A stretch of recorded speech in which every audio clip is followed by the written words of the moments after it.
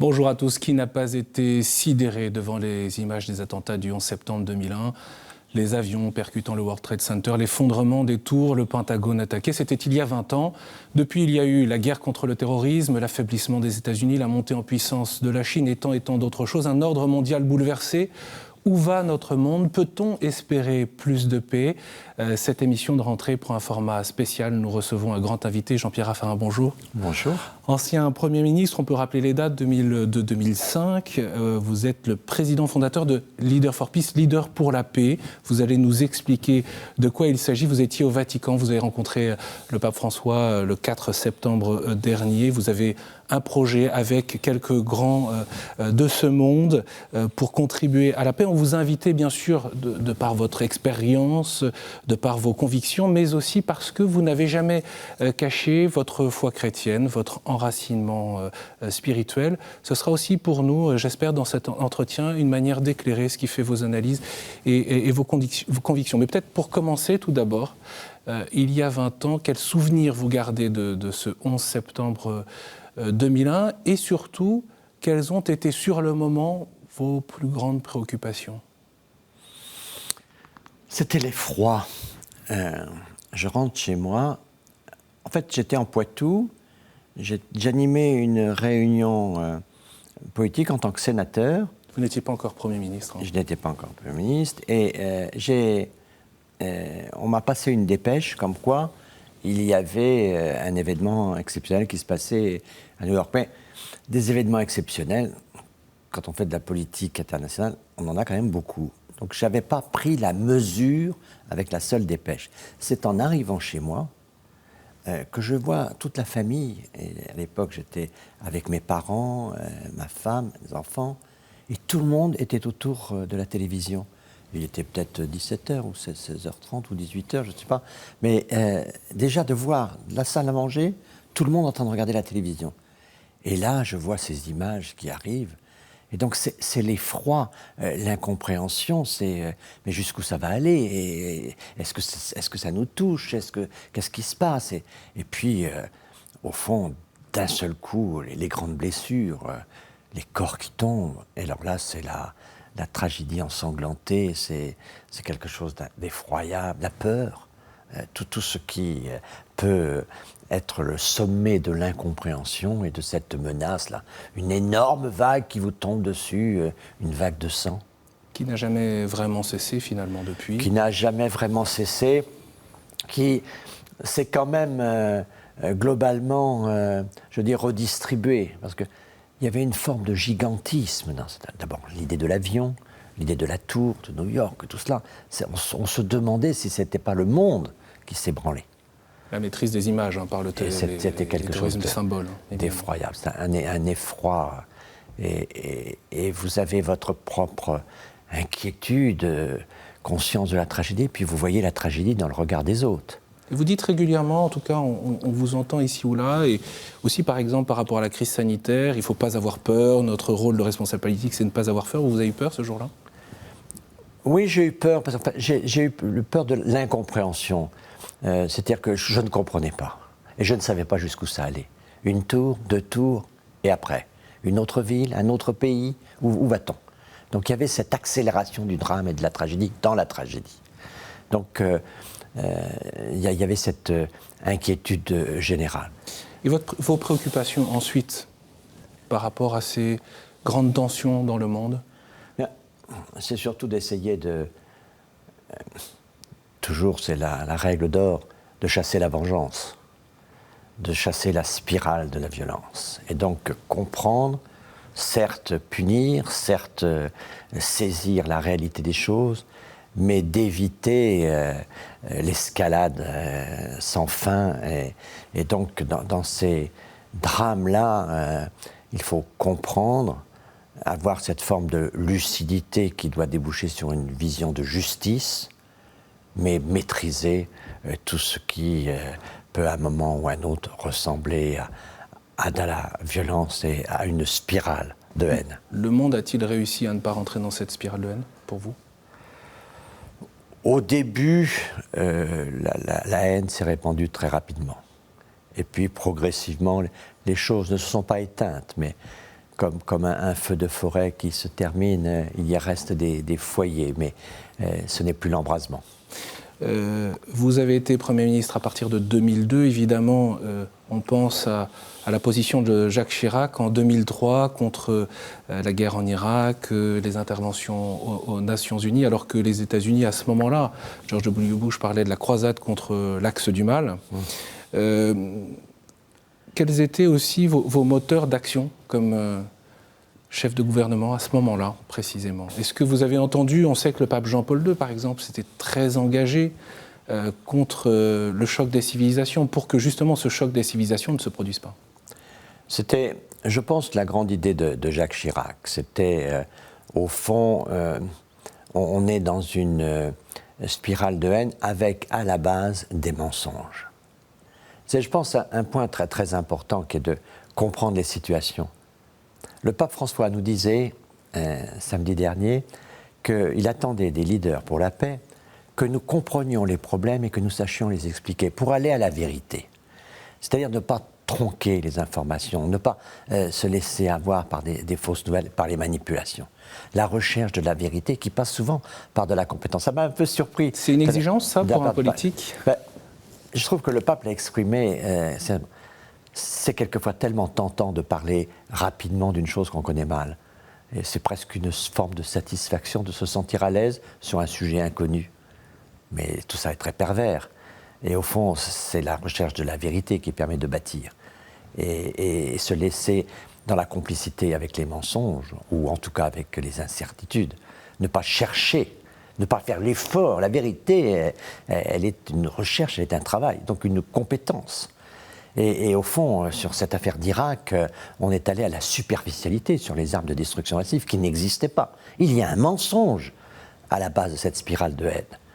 Et c'est vrai que pour la paix, il faut aller chercher par un travail la vérité. C'est pas facile parce que c'est souvent des données scientifiques, ce sont des données complexes, et donc c'est pas facile d'avoir accès à la vérité.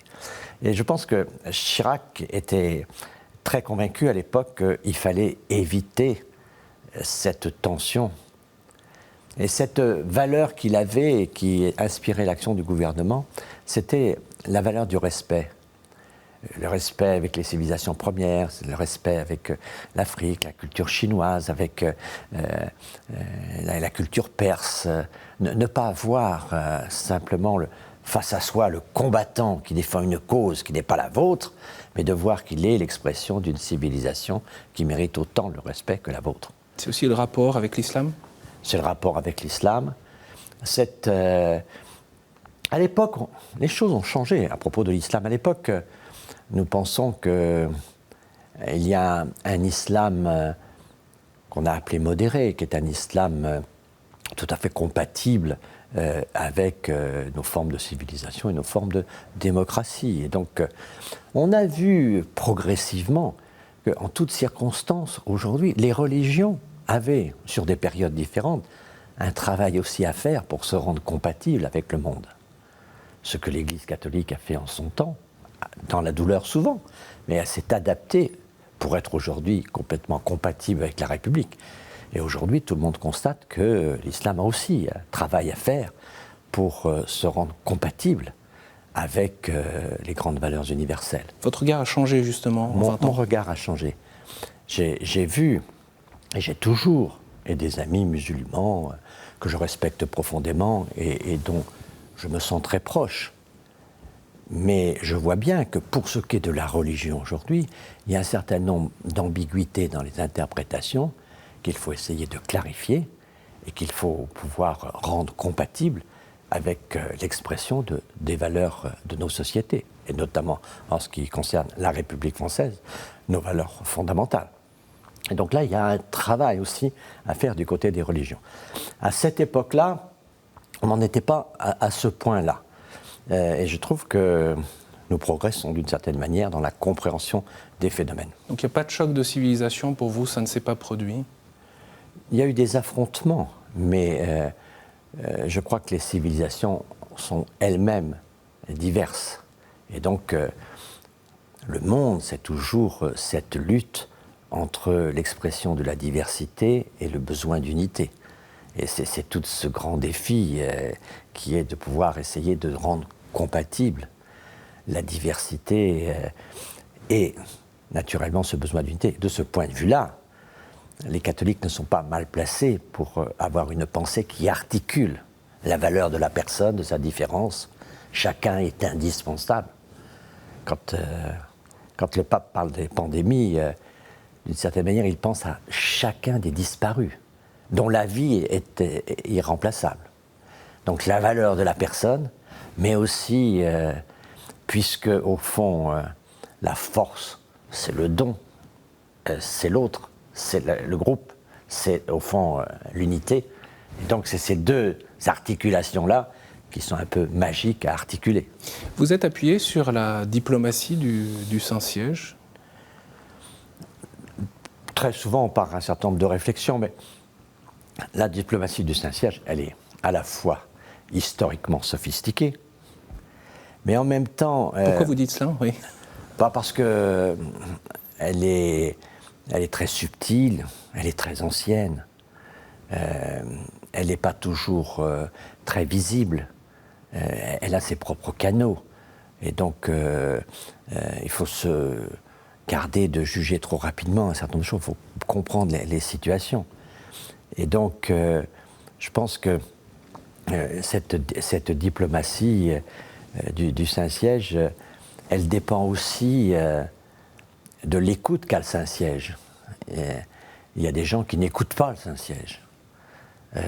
Et donc, ils sont l'objet d'une diplomatie qui n'est pas la même que ceux qui portent une grande attention au Saint-Siège. Il y a cette, je dirais, cette influence qui est géographiquement très, très diverse. Donc, c'est assez sophistiqué, mais c'est très compétent. J'ai eu des discussions avec Monseigneur Callagher, secrétaire pour les relations avec les États à la voilà, secrétairie du Saint-Siège. Et qui est un très grand diplomate et d'une très grande qualité. Au fond, est-ce que vous avez craint à un moment donné, et est-ce que ça peut être encore le cas, et on le voit bien, l'attention du pape François et de ses prédécesseurs, de l'instrumentalisation des religions dans les conflits? Je ne sens pas ça. Bon, alors, c'est très difficile. Vous savez, d'abord, moi je ne suis pas un spécialiste des religions. Je suis un citoyen catholique et au fond, je vis mon adhésion à la religion comme une grâce. Moi, je suis un homme heureux qui rend grâce de son bonheur dans un monde dont il a conscience qu'il est souvent malheureux. Et donc pour moi, je suis vraiment dans une forme de grâce.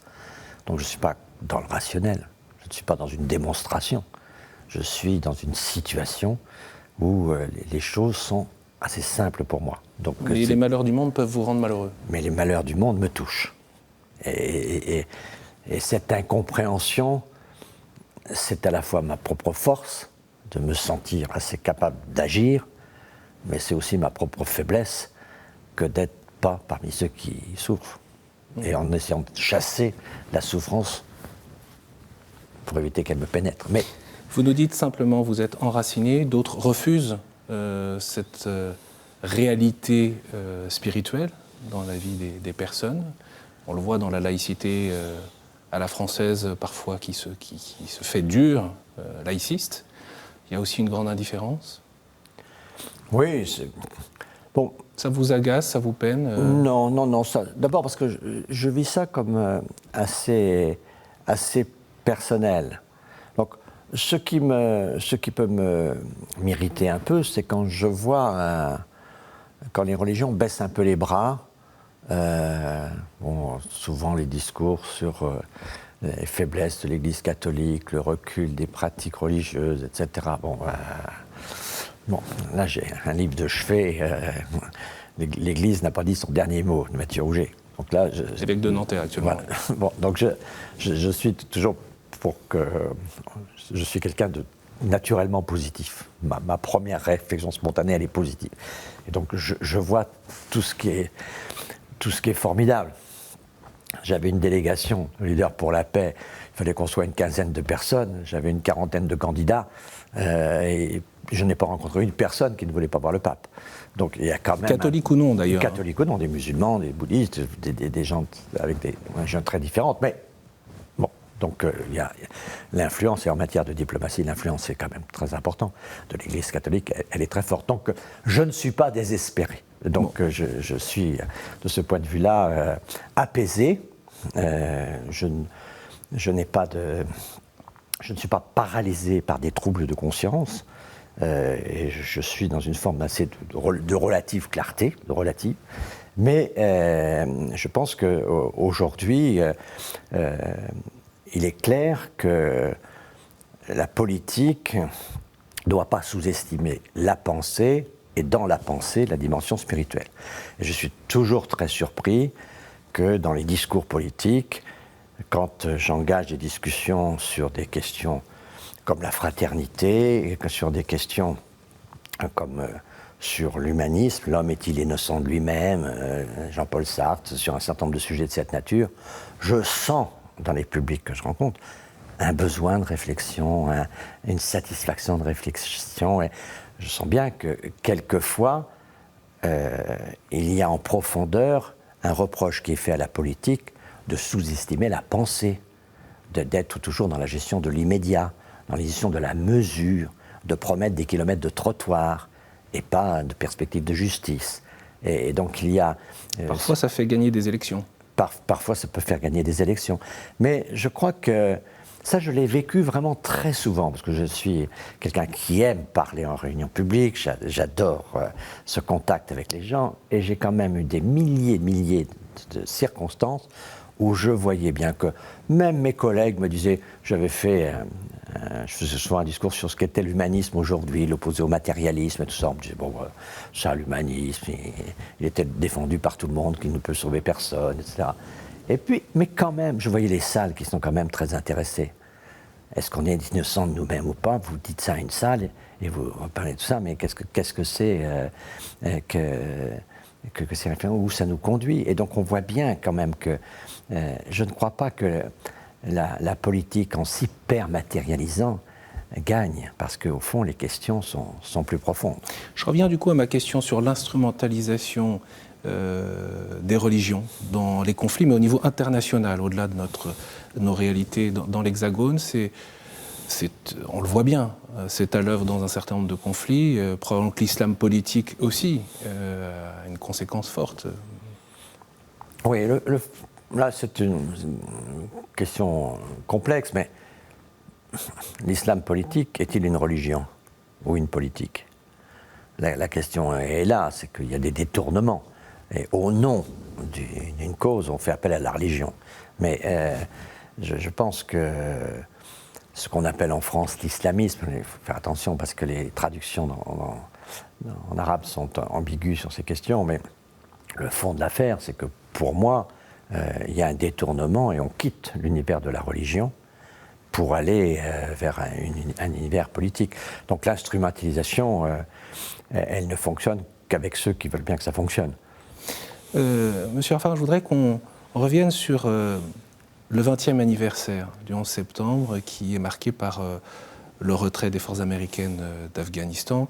Il ne faut pas oublier que les Français aussi ont été engagés en Afghanistan et que, on parlait de Jacques Chirac, il avait annoncé cette guerre pour libérer le pays des talibans. Les Français se sont retirés sous la présidence Sarkozy. Au fond, qu'est-ce que tout cela a donné pour vous, ces 20 années? Certains diraient un échec terrible, manifeste. Bien. Il y a un échec qui n'est pas seulement celui de l'Afghanistan, mais c'est globalement l'échec de l'intervention militaire sans avancée politique. Parce que ça, on l'a vu en Afghanistan, on l'a vu en Irak, on l'a vu en Libye. L'intervention militaire, c'est vraiment une satisfaction qu'a pu se donner l'Occident pour les premiers jours de combat et pour obtenir des satisfactions immédiates. Et puis on voit que ça n'a créé que des désordres et en tout cas, ça n'a pas conduit à la victoire de nos valeurs. Donc je pense que cette constatation aujourd'hui, elle doit être dans la tête de tous les dirigeants qui se lancent à un moment ou à un autre dans une aventure militaire pour régler un problème qui est un problème culturel avec une dimension souvent nationale puissante. Ce qui se passe en Libye, ce qui s'est passé en Irak ne sont pas indépendants de la situation désordonnée et dangereuse du monde actuel. Donc l'Afghanistan, plus rien ne justifie du coup pour vous une intervention militaire ? Je pense que l'intervention militaire sans solution politique, pensée simultanément, c'est une impasse. De toute façon, la question majeure, c'est la question de la politique, c'est-à-dire le respect de l'autre et la capacité à bâtir un vivre ensemble. Et que ça ne se fait qu'en parlant avec l'adversaire. Et donc on peut taper sur la tête de l'adversaire, mais il y a un moment où il faut parler avec l'adversaire. Et donc on peut imaginer qu'on peut créer des situations de rapport de force. Mais enfin, sur ces 3 exemples que sont l'Irak, l'Afghanistan et la Libye, on voit bien que les interventions militaires ont provoqué des conséquences extrêmement lourdes.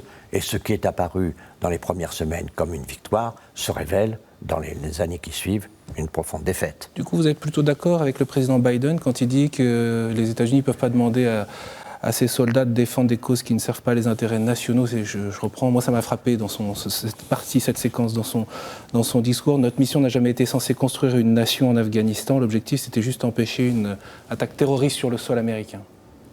Là, je pense que c'est la vision égocentrée des États-Unis en permanence. Il faut bien toujours penser que les États-Unis, c'est un peuple frère, nous lui devons beaucoup, mais sur le plan de la stratégie, il est comme beaucoup, il ne défend que ses intérêts. Vous en avez parlé avec Anthony Blinken parce que vous étiez à Rome ensemble, le secrétaire d'État bien sûr, américain. Mais Anthony Blinken, il est très conscient de tout ça. Il me disait, on discutait de la question de la Chine, il me dit, la Chine, c'est une question de politique intérieure aux États-Unis aujourd'hui. Donc, ils sont très centrés sur le problème des États-Unis. Et donc, il faut bien voir que, moi je pense que quand on va dans une intervention militaire, il faut avoir une solution politique. Si on n'a pas de solution politique, c'est pas la peine d'aller détruire la Libye de Kadhafi si on n'a pas une alternative à construire et si on n'a pas les moyens politiques pour le faire. Donc, se dire on fait d'abord l'intervention militaire puis on verra bien après. On voit bien que dans ces 3 cas-là, 3 cas qui sont de ces 20 dernières années extraordinairement significatifs, la guerre conduit à l'aggravation des problèmes. La même chose pour le Mali, par exemple, quand le président Hollande s'engage au Mali ? Les forces françaises au Mali, pour être plus précis. Je pense que c'est à peu près la même chose. C'est pour ça que le choix, c'est où on reste pour trouver des solutions politiques. Et au Mali, on a cherché, on recherche en permanence des solutions politiques. Mais le chemin de la paix, c'est la politique, c'est pas la guerre, évidemment. Donc on peut créer un rapport de force, on peut imaginer des étapes qui passent par... Je ne condamne pas ce qui doit aujourd'hui être l'expression d'une dissuasion ou d'une capacité d'intervention. Je ne le condamne pas, je peux imaginer qu'il y a des circonstances où c'est possible. Mais je me méfie d'une intervention militaire sans solution politique. La solution politique est la perspective. L'action militaire peut être le chemin, mais il faut absolument articuler la perspective et le chemin. Si vous lancez dans un chemin et que vous n'avez pas la perspective, vous allez au hasard et en la circonstance à l'échec. En Afghanistan, c'était donc une guerre entre guillemets perdue d'avance. C'était une guerre perdue. C'est pour ça que d'une certaine manière, je comprends que les États-Unis se retirent, parce que c'est sans solution à partir du moment où il n'y a pas de solution politique. Et donc la question fondamentale, c'est que la solution politique, c'est pas l'intérêt américain seulement. C'est qu'il faut mettre les partis et essayer de trouver une solution. Mais le vivre ensemble, c'est cela. Donc on peut imaginer des guerres parce qu'elles seraient à un moment ou à un autre inévitables, mais la paix, de toute façon, à un moment ou à un autre, c'est quand même éviter la guerre. Et il faudra quand même accepter l'idée que si vous ne parlez pas avec les adversaires, si vous ne parlez pas avec des gens qui sont en désaccord avec vous, et c'est ça la diplomatie, c'est ça une certaine forme de courage, être suffisamment conscient de ses propres idées, de ses propres valeurs, pour ne pas avoir peur des autres, et d'être suffisamment à l'aise pour avoir peur des autres. J'entends des gens qui me disent que je suis trop sensible aux arguments chinois, mais je ne suis pas sensible aux arguments chinois. Certains vous disent même un peu compromis. Même. Oui, mais tout ça est absurde. Matteo Ricci, qui est allé jusqu'à la cour impériale pour essayer de convaincre au catholicisme l'empereur chinois. Il était accusé par les franciscains parce qu'il s'habillait comme un lettré. Il était jésuite. Et il était jésuite, oui, un jésuite accusé par les franciscains. Et donc c'est lui-même qui a donné cet exemple. Bon, quand on est à l'aise dans ses convictions, on peut très bien parler avec l'adversaire, mais il n'y a pas de paix sans dialogue avec les autres. Autrement, vous allez naturellement à toutes les formes d'affrontement. Peut-on espérer un monde plus en paix 20 ans après le 11 septembre ? On a évoqué quelques grandes crises à travers le monde, évidemment, on n'a pas évoqué sur l'ensemble des continents, mais peut-on espérer plus de paix ? Vous insistez beaucoup sur la cristallisation des rapports entre les États-Unis et la Chine aujourd'hui. Il est clair que la tension entre la Chine et les États-Unis est durable et qu'elle est structurante des relations internationales pour les 10 ou 20 ans qui viennent. Et qu'il y a des risques majeurs de tension, notamment sur le dossier de Taïwan. Donc il est clair qu'il faut prendre ça extrêmement au sérieux. On peut juste rappeler pour ceux qui ne suivent pas les géométries dans la région, à la place de Taïwan et par rapport à la Chine et les conflits. Disons que Taïwan, cette île à proximité de la Chine, que la Chine revendique, et que la Chine revendiquera, et que la Chine affirme être pour elle la seule cause ou pour laquelle elle verrait une tension internationale. Tout le reste, elle pense pouvoir discuter. Y compris Hong Kong ? Y compris Hong Kong, y compris les autres sujets. Sur ce sujet-là, il y a une volonté chinoise extrêmement déterminée, mais qui, aujourd'hui, dit qu'ils jouent le temps. Ils ne sont pas pressés, ils jouent le temps. Mais pour eux, il est clair que Taïwan fait partie de l'Empire. Et donc là, il y a des tensions parce que Taïwan est dans un espace où il y a le Japon, il y a la Corée, et où les Américains sont très présents dans le Pacifique.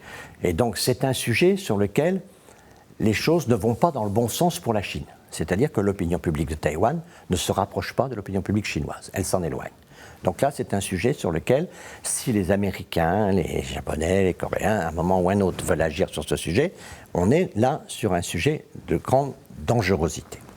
Donc, pour les autres sujets, il y a des discussions, mais le bras de fer entre États-Unis et Chine sera durable parce que c'est une vieille affaire. On l'a vu dans l'histoire, ça s'appelle le piège de Thucydide, quand Athènes était contestée par Sparte. Et là, c'est naturellement le numéro 1 qui a peur de la montée du numéro 2, et le numéro 2 qui se verrait bien à la place du numéro 1. Et donc ça, c'est une compétition qui est une compétition dangereuse. Et donc, on est dans un monde où les sujets de conflit sont extraordinairement menaçants, où les efforts militaires sont démesurés de mon point de vue, les investissements en armement partout ont atteint des dimensions très préoccupantes. Et vous rejoignez là le pape François absolument. Qui dit de faire cesser le commerce des armes. Et puis c'est aujourd'hui une puissance internationale qui fait qu'aux États-Unis, l'industrie de l'armement représente ce qu'elle va représenter en Chine aussi, c'est la même chose, représente des forces qui sont des forces techniques, mais qui sont aussi des forces politiques, qui sont extraordinairement puissantes aujourd'hui, et donc pour nous préoccupantes. Mais c'est vrai aussi en France. Mais c'est vrai parce que je ne suis pas contre la dissuasion, je ne suis pas ça, mais je suis contre cette démesure aujourd'hui qu'il y a dans le monde sur l'armement. Donc le monde est extrêmement dangereux. Mais moi j'ai un espoir. C'est pour ça que je crois qu'il y a un chemin de paix. Le monde a été organisé depuis 75 ans, disons depuis le multilatéralisme après la Deuxième Guerre mondiale. Il a été organisé par ce qu'on a appelé le consensus de Washington. C'est-à-dire, c'était faisons des efforts de performance économique et avec la croissance, nous développerons et nous aurons un monde plus harmonieux. Et donc, ce qui a été le moteur, c'était cette performance économique qui a caractérisé la mondialisation. Et quand le FMI, quand la Banque mondiale veut soutenir un pays d'Afrique, elle lui dit « ayez de la performance économique », c'est-à-dire consensus de Washington. Aujourd'hui, on voit des désaccords sur tous les sujets sauf un. C'est la planète. Quand vous voyez le discours de Xi Jinping quand il signe l'accord de Paris et le discours de Biden quand il rejoint l'accord de Paris après que Trump l'ait quitté, on voit que les deux discours sont assez voisins. Et on voit que dans le monde aujourd'hui, les chefs d'État sont assez convergents sur ce qu'est l'accord de Paris notamment dernier grand accord multilatéral. Mais ça, c'est une façade? Parce que tout à l'heure, vous parliez de parole de vérité, nécessité de vérité. C'est quelque chose de plus important qu'une façade. Pourquoi? Parce que le consensus de Washington n'avait pas le soutien de la jeunesse du monde entier, n'avait pas le soutien des sociétés civiles. Mais aujourd'hui, la planète, que ce soit un jeune de Hong Kong, un jeune de Shanghai, de Bangalore, ou de San Francisco, ou de Chasseneuil-du-Poitou, ce jeune-là, il est conscient que la défense de l'humanité, c'est d'abord la défense de la planète. Et que l'humanisation de la mondialisation, c'est d'abord la protection de la planète et la défense de l'avenir de la planète. Mais ça ne s'est pas complètement traduit, je dirais, en force politique, en responsable politique. Quand même. Les Chinois n'avaient pas voté le protocole de Kyoto et ils ont milité pour l'accord de Paris. Trump sort de l'accord de Paris, Biden fait sa campagne, je retourne dans l'accord de Paris. Et le soir même, il annonce qu'il retourne. Il y a quand même des forces politiques sur l'accord de Paris. Et cet accord de Paris, il est symbolique quand même de quelque chose de fort. Donc c'est vrai, il faut se méfier quand les chefs d'État sont tous d'accord, ça veut dire qu'ils peuvent très bien engager une compétition sur cet accord. Mais il y a les opinions publiques. Et la jeune Suédoise, mais quand vous voyez les jeunes lycéens, les jeunes lycéens français qui manifestent pour la défense de la planète, qui sont des milliers dans les rues pour faire ça, vous vous dites quand même, il y a quelque chose qui est en commun entre le jeune chinois, le jeune américain, le jeune européen. Donc ça, c'est une source d'espérance. Et donc ça, c'est la source d'espérance. Moi, je pense que c'est ce à quoi nous devons nous consacrer. Et ça, c'est un sujet pour l'Europe. Parce que le grand danger de la compétition entre les États-Unis et la Chine, c'est quand même que l'Europe disparaisse de l'histoire. Parce qu'au fond, ils ont assez peu besoin de nous. Et donc, on a quand même intérêt à organiser notre propre puissance. Et là, l'accord de Paris, d'abord, il est à Paris. C'est quelque chose qui est bien conforme aux valeurs de l'Europe.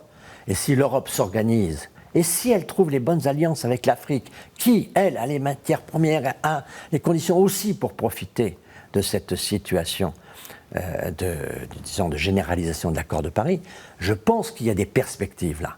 Et j'y crois pour une raison, parce que je suis un politique, j'y crois parce que les jeunes y croient. Et que si la jeunesse se mobilise par-delà les frontières, sur un sujet comme ça, je crois que c'est très important. Et donc nous devons travailler cette question, et nous Français qui sommes à la base de cet accord de Paris, nous avons là un rôle historique à jouer qui me donne une perspective qui est une perspective plus de paix que de guerre. Quelle vocation pour l'Europe, quelle vocation pour la France aussi dans tout ça? De ce point de vue-là, ce serait de prendre un leadership en matière de conscience de ce que je dirais la planétisation. On doit passer de la mondialisation à la planétisation. Et ça, je crois que c'est une pensée française qui doit avoir ses alliances européennes, mais qu'il faut essayer de développer pour démontrer qu'aujourd'hui, nous avons une perspective, nous avons une horizon. Il n'y a pas de vivre ensemble sans une perspective. Et vous pensez que les Français sont mûrs pour ça quand on voit les débats sur les perspectives de la présidentielle, les législatives? C'est pas forcément de cette manière-là, en tout cas, qu'on aborde le sujet. Non, mais ça c'est tout le débat. Je dirais que le débat du pèlerin. Le pèlerin, c'est quelqu'un qui, en permanence, fait vivre ensemble la destination et le parcours. Chaque pas est difficile. Chaque pas est un problème. Mais la destination vous aide à gérer le problème.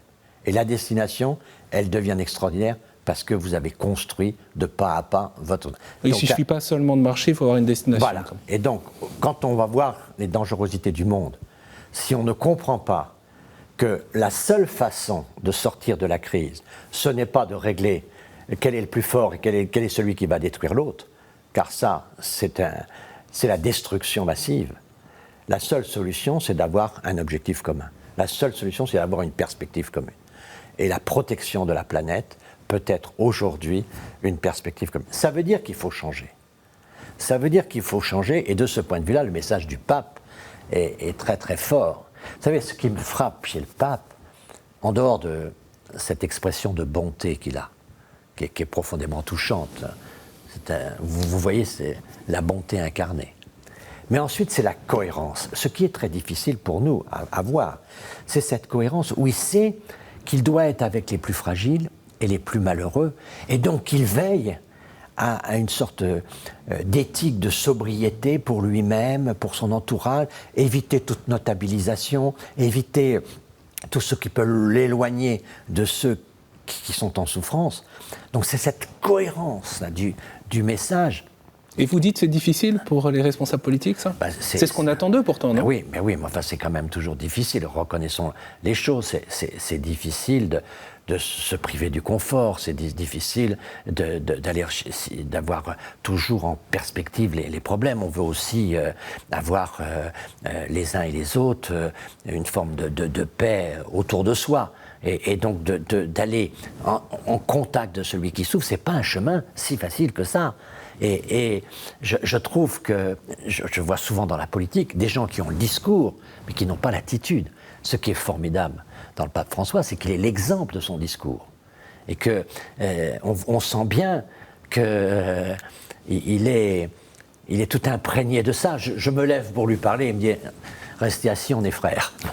Oui, mais je veux dire, on sent qu'il a cette logique de fraternité partout. Mais ça veut dire qu'il ne cherche pas les consolations. Lénine disait « toute consolation est réactionnaire ». Il ne se laisse pas gagner par les consolations. Il y a des consolations, il y a des temps, mais il ne veut pas se cacher les difficultés du monde. Donc je pense que de ce point de vue-là, quand il dit les 3 T, la Terre, la planète, le travail et le toit, il est quand même sur le vrai programme politique. Alors c'est difficile, et je ne suis pas un saint, donc j'ai du mal sur ce chemin, évidemment, comme tout le monde. Mais je reconnais la pureté du chemin. Et je reconnais qu'il faut que dans notre monde, on ait que ce chemin qui soit énoncé. La terre, le toit, et au fond, le travail décent. Et ça il faut bien que ça existe dans le monde. Et cette logique-là devrait quand même donner une perspective. Alors, le pape, il a une forme de rigueur. Tout le monde n'est pas d'accord avec lui, d'ailleurs, y compris au sein des catholiques. Tout le monde n'est pas d'accord avec lui. Mais on ne peut pas lui reprocher la cohérence. Hein. Oui. On ne peut pas lui reprocher que la conviction qu'il exprime et l'attitude qu'il a, la manière dont il vit, l'organisation de ce qu'il veut faire. On peut contester ses finalités, mais pas sa cohérence. Vous évoquez la difficulté de la cohérence, le fait qui serait contre la sauvegarde de la planète, mais ça passe après, effectivement, par des efforts. Oui, mais il faut aussi avoir conscience de la guerre ou conscience de la mort pour penser à la vie et pour penser aussi à toutes les formes de dépassement. C'est un des points d'ailleurs, parce que dans cette fondation des leaders pour la paix, vous dites qu'il faut avoir une plus grande conscience de la gravité des crises. Oui, c'est ce que...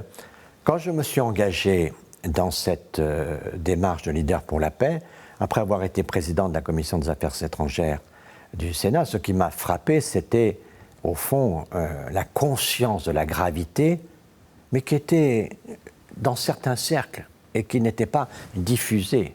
Il y avait une forme d'insouciance, là une forme de refus d'ailleurs de la gravité qui me préoccupait. Donc je me suis dit, on a beaucoup de structures avec des ONG, des gens bénévoles qui donnent beaucoup d'eux-mêmes, etc., des militants.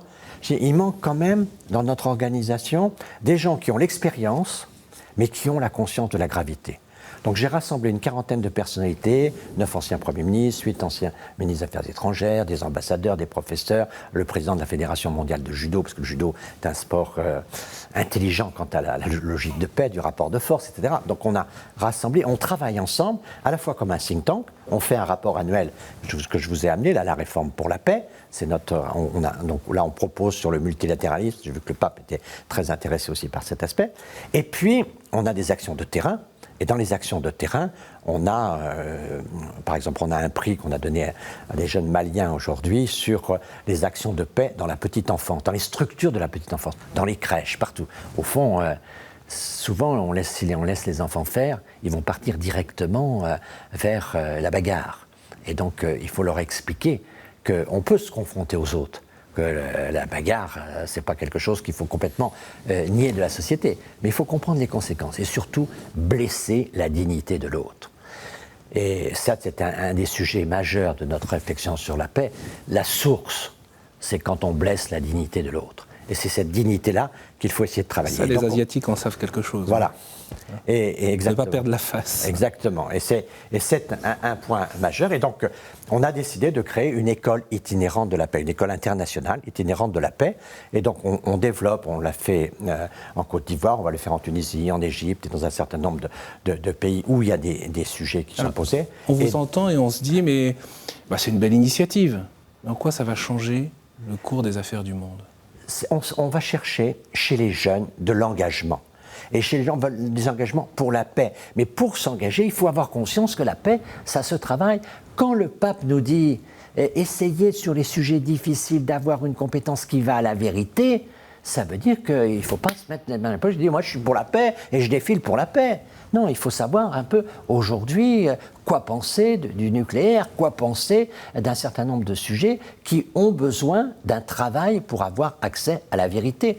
Et donc, je pense qu'il est très important. Vous voyez, on a fait ça en Côte d'Ivoire, à l'université Hauffret-de-Boigny, avec plusieurs centaines de jeunes, pour non seulement parler de qu'est-ce que le leadership, un sujet très important pour le pape François, l'accès des femmes au leadership. C'est un élément, l'accès égal au leadership. Donc on a des cours sur ce sujet, on leur explique. Mais avec des gens qui sont des politiques, qui savent le combat, qui savent parler en public, qui savent être des orateurs, qui savent communiquer. Et donc on leur passe un certain nombre de muscles, mais en même temps on leur donne des sujets de réflexion. Et donc, justement, qu'est-ce que la fraternité ? Et ce que nous voulons faire avec le Vatican, c'est justement travailler ces sujets à dimension. Comment expliquer en 1h30 à des jeunes Africains qu'est-ce que la fraternité ? Et comment eux peuvent l'exprimer à leurs camarades ? Et donc ça, je pense que c'est très utile. Ne négligeons pas la pensée, ne faisons pas la course au matériel immédiat. Tout ça. Si on ne muscle pas la pensée, on n'aura pas les muscles pour éviter la guerre. Je vous entendais justement précisément dire on a bien des écoles de guerre, pourquoi on n'aurait pas des écoles de paix ? Et oui, parce que la paix est un travail. Je le disais même au pape, la paix ne tombe pas du ciel. Donc il faut quand même... On peut la recevoir, comme c'est aussi une grâce. On peut recevoir une volonté de paix, une grâce de paix, mais la paix, il faut quand même aller avec les autres. Et donc c'est un travail qui fait qu'il faut apprendre ce qu'est dur. Et la diplomatie, c'est quelque chose de très important. Et je vois par exemple, la diplomatie américaine recule beaucoup. On n'a plus la qualité diplomatique qu'il y avait dans le monde entier. Je ne parle pas des gens qui sortent. Enfin, pourquoi d'après vous ? Parce que la culture, notamment la culture de l'autre, vous voyez beaucoup aujourd'hui d'ambassadeurs qui ne parlent pas la langue du pays dans lequel ils sont. C'est très, très difficile d'être un bon diplomate si vous ne parlez pas la langue dans le pays dans lequel vous êtes. Donc, si vous ne connaissez pas l'histoire, représenter aujourd'hui la Russie sans connaître l'histoire de la Russie et poser la question des relations entre l'Europe et la Russie, si vous ne connaissez pas la dimension européenne de la culture russe, vous passez à côté de beaucoup de choses. Donc il est très important que la paix, qu'on comprenne qu'il faut la travailler. Alors les militaires et la guerre, quelquefois d'ailleurs il y a des écoles de guerre qui parlent beaucoup de la paix, mais d'une manière générale, ceux qui font la guerre ont compris qu'il fallait se préparer, qu'il y avait des stratégies, qu'il y avait des plans, qu'il y avait un effort collectif et un effort personnel. Sur la paix, c'est pas ça. Le rôle des femmes dans la médiation, c'est quelque chose de très important. Je vois, en Côte d'Ivoire, on a vu des associations africaines, et je pense que c'est très important. La femme, aujourd'hui, en Afrique, peut jouer un rôle très important pour le développement de l'Afrique, au service des Africains. Mais pour ça, il faut encore leur donner les moyens, et notamment la formation. Il y a des très belles ONG avec lesquelles nous travaillons, à Genève et ailleurs, pour aider à ce que les femmes prennent la responsabilité. Les sociétés civiles vont jouer un rôle de plus en plus important. Mais naturellement, tout ça, ça ne tombe pas comme ça, sans un travail. Le travail de paix, c'est quelque chose, une exigence qu'il faut essayer de développer. Et ça, c'est très... Et si, franchement, moi, j'arrive dans ma vie, là, aujourd'hui, à développer cette idée que tu veux la paix, mais travaille la paix, je n'aurais pas perdu mon temps. On vous écoute avec intérêt, et en même temps, on se dit, mais est-ce que ce n'est pas aujourd'hui l'économie, l'argent, qui dirige les grands choix, qui ordonne les relations ? Quand on réentend, je le disais tout à l'heure, Biden qui disait on n'a pas intérêt parce que ce n'est pas les intérêts des Américains, mais c'est aussi l'intérêt économique. Vous parliez tout à l'heure de la confrontation entre les États-Unis et la Chine, mais c'est une confrontation économique avant d'être une confrontation idéologique. Alors ça se discute quand même. La confrontation entre États-Unis et Chine, elle est militaire, elle est politique, elle est géographique, pacifique, elle est civilisationnelle, parce que les civilisations ne sont pas les mêmes. La place du collectif chez l'un, la place de l'individuel chez l'autre, fait que les divergences sont longues et profondes. Donc c'est pour ça. L'expert. Oui, mais c'est pour ça que je pense qu'il y a quand même un besoin de compréhension. Je suis très inquiet des situations aujourd'hui où finalement les diplomates, les acteurs, les entrepreneurs ne peuvent pas beaucoup circuler et donc les contacts sont de plus en plus distendus. Et je vois bien dans les remarques des uns et des autres, chacun est aujourd'hui sur une plaque tectonique qui est en train de s'écarter de l'autre. Et finalement, il y a aujourd'hui des incompréhensions qui sont en train de monter. Donc tout ceci n'est pas bon. Mais sur le fond des choses, je voudrais vous dire que il y a toutes les corruptions possibles. L'argent est aujourd'hui ce qui peut corrompre le monde, évidemment, mais il y a beaucoup d'autres choses. L'égoïsme, ça, le pouvoir. D'une certaine manière, des formes sur toutes les formes de communication nouvelles, tout ça peut modifier beaucoup de choses. Mais globalement aussi, il faut se dire que le bien et les valeurs du bien sont aussi présentes que les valeurs du mal. Donc ça a toujours été qu'il pouvait y avoir une mauvaise utilisation de l'argent et puis une bonne utilisation du pas. Donc là, il faut bien éviter de remettre tout en adversité, mais toujours l'esprit de discernement et de se dire que l'argent, si on l'investit bien en Afrique, ça peut être très utile. Donc l'argent, ce n'est pas en soi une valeur ou une non-valeur, c'est ce qu'on en fait qui va donner de la valeur ou de la non-valeur. Donc, vous voulez déplacer la question de la domination du monde par l'économie, au fond? Oui, moi je pense que le monde aujourd'hui, c'est un monde extraordinairement complexe, et nous sommes des agents économiques, et l'économie compte énormément, mais nous avons d'autres sujets. Vous voyez, chez les jeunes, n'oublions pas la passion, le goût de la liberté, un certain nombre de choses qui sont des valeurs très ancrées, et ne sous-estimons pas la préoccupation planète chez les jeunes. Je peux vous dire que c'est un sujet très important, et vous voyez des enfants qui sont en cours moyen, première ou deuxième année, et qui exigent à la maison le tri sélectif. Donc vous avez, et qui regardent bien si c'est ce qui est bio et pas bio, etc. Donc vous voyez bien qu'il est clair que le monde de demain ne se fera pas sans la jeunesse. Et donc les aspirations et les passions de la jeunesse font partie des structures de l'avenir. Vous parliez tout à l'heure de notre destinée de pèlerin dans le monde, mais que c'était donc du coup un pèlerinage que nous avions à accomplir, mais sans oublier la destination. Est-ce qu'aujourd'hui, quand même, une partie du monde n'a pas perdu l'idée de savoir où il devait arriver? Je pense que c'est la plus grande des pauvretés. Et la pauvreté qui fait qu'il n'y a plus d'espoir, il n'y a plus d'idéal, il n'y a plus d'ambition. Donc je pense qu'il y a une grande partie du monde, et naturellement, la dignité est un accès à l'espoir. Et la dignité fracturée, la dignité blessée... dignité de la personne humaine. La dignité de la personne humaine fait que, d'une certaine manière, on interdit l'espoir, ce qui est l'interdiction la plus tragique. Donc je pense que dans ce monde aujourd'hui, un grand nombre de gens risquent de perdre cette lumière au fond des yeux. C'est là la tragique question des migrants. Les migrants, alors il peut y avoir tout dans les migrants, là encore, il faut du discernement. Mais celui qui quitte son pays, celui qui est parti, il a quand même un espoir. Et nous n'avons pas le droit de tuer cet espoir. Alors je sais bien que c'est difficile à gérer, je sais très bien que c'est compliqué, mais la destination est très importante. Et c'est pour ça que je trouve que la voix du pape, même si j'ai du mal, parce que la réalité des choses, sur le plan politique, à articuler, mais je suis heureux de voir le discours des papes sur le migrant, parce que le migrant, il a quand même de l'espoir. Autant c'est très difficile de donner de l'espoir à des gens qui sont complètement pauvres en terre fertile, en espoir dans leur propre cœur, que ceux qui ont un espoir, qui est l'espoir du départ pour construire quelque chose. Il faut essayer de trouver des solutions. Alors, naturellement, c'est la coordination internationale, naturellement, c'est le développement pour un certain nombre de continents. Pour nous, notre avenir à nous passe par le développement de l'Afrique. Il faut bien comprendre que le milliard de jeunes africains qu'il faudra intégrer au cours de ce siècle dans l'économie, c'est notre principal défi.